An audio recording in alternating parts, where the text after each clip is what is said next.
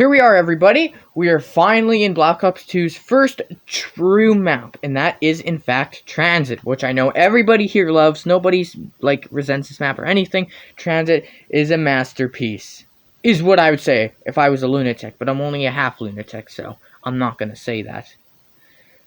With that said, though, if you're unfamiliar with how we critique these maps because you might be new to the series or you just, for some reason, haven't seen them in a long time, even though I've been uploading them back to back to back, in gameplay experience, we base these maps off of their innovation, creativity, visuals, difficulty, cons, and then we give it an overall rating out of 10, and they tend to be multiples of 0.25. So, yeah, without further ado, let's get right into it. So for innovation, Transit can be chalked up as very ambitious, and in ways that would for sure be agreed that it was too ambitious for its own good. Starting with the new additions, there's now buildables in the game. But the thing is with buildables, it's a little bit weird to say it was necessarily added in Black Ops 2 because they did have something like it in Black Ops 1, like with the film reels and Keynote or Totem or that pipe thing and Moon.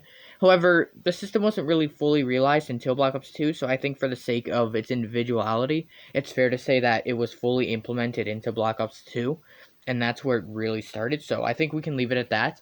On top of that, Black Ops 2, aka Transit in particular, introduced perma-perks, basically perks that you didn't openly know you were going to get, but just stuff you'd come across. The perma-perk system was really strange as a whole, so, yeah. On top of that, we have a new melee weapon, which is Galvanknuckles, which I think was a great addition, in all honesty. Galvanknuckles is great. Great for earning points before round 15.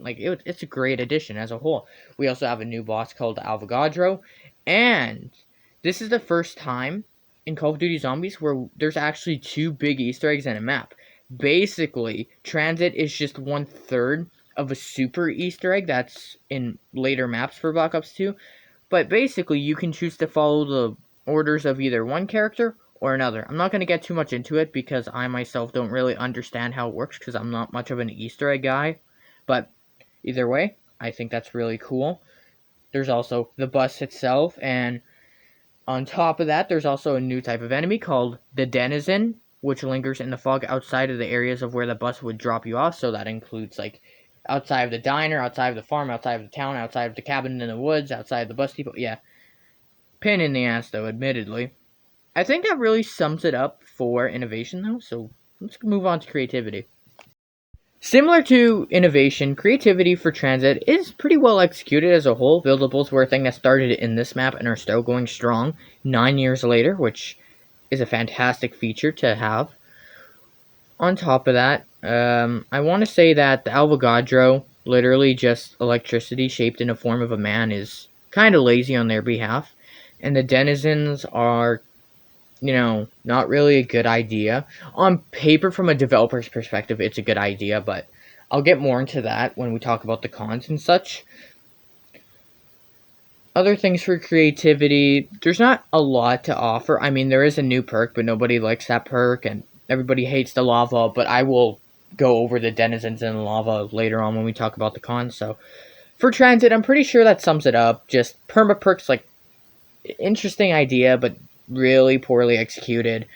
Buildables were a fascinating idea, but they were also poorly executed in this map in particular. And on top of that, the Avogadro it's a lazy design. I would debate that visually this map just may look worse than Moon.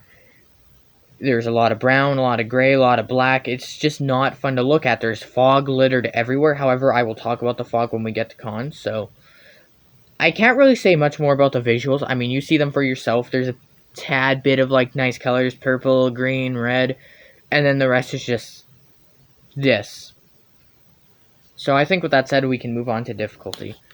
Transit's difficulty is very luck dependent, and that's a huge con on its behalf. I mean that in the sense where the map would normally be very easy, but once you're beyond round 15, normal weapons aren't going to cut it, and Pack-a-Punch is very hard to access as it is, so depending on whether luck's on your side and you can access Pack-a-Punch will determine whether the map remains easy or gets progressively harder really quickly. Pack-a-Punch is an absolute nightmare to open. Tombstone is mostly a detriment rather than a help. The fog, denizens, and lava are meant to slow the player down so the map can load. Therefore, it is obvious that Treyarch was too ambitious for their own good when designing Transit. This could have been a good Black Ops 3 map, but instead they made a bad Black Ops 2 map, so I think that as a whole is a problem. The Avogadro is just a piece of crap from start to finish.